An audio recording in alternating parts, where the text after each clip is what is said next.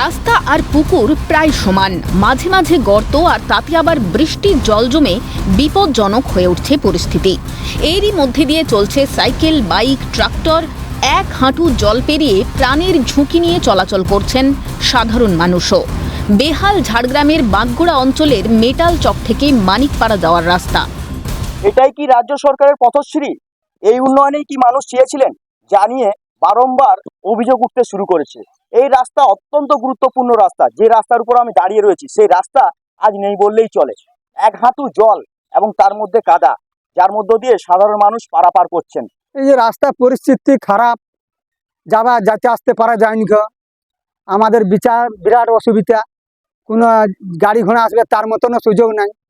কোনো ডেলিভারি একটা হলে নিয়ে তো আমাদের বিরাট অসুবিধা।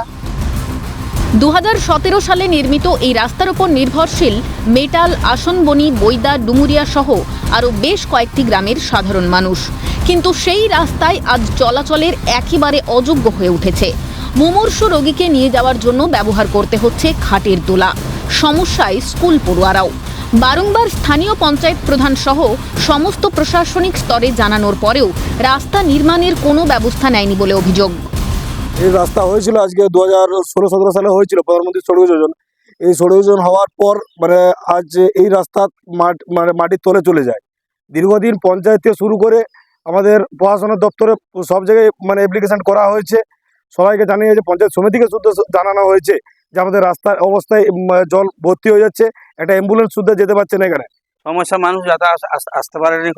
আম করে করে যাইতে সেখানে গাড়ি রাখি দিতে চোখের সামনে দিলে ব্যবহার হইল, সেখানে গাড়ি থাকে লোক আসা যাওয়া করতে পারছে না। ঊর্ধ্বতন কর্তৃপক্ষকে জানিয়ে সমস্যা সমাধানের চেষ্টা করবে বলে আশ্বাস পঞ্চায়েত সমিতির সহ সভাপতির।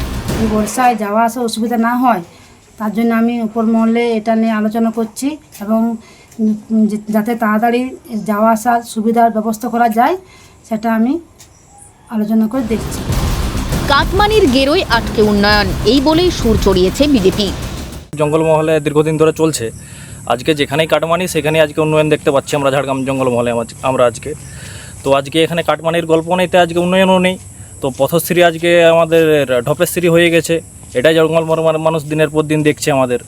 তো এইখানে কাটমানির কোনো গল্প নেই, তাই উন্নয়নেরও কোনো ব্যবস্থাপনা নেই, কিছু নেই, প্রশাসনের চোখও পড়ছে না। গত পঞ্চায়েত ভোটের আগে ঘটা করে চালু হয়েছিল পথশ্রী প্রকল্প। এবার বিধানসভা ভোট আসতে চলল, তবুও পথের হাল ফিরল কোথায়? হবে কিন্তু কবে হবে এই রাস্তা, তার দিকেই তাকিয়ে রয়েছেন এলাকার সাধারণ মানুষ। ঝাড়গ্রাম থেকে বিদেশ বেড়া, ক্যালকাটা নিয়ে।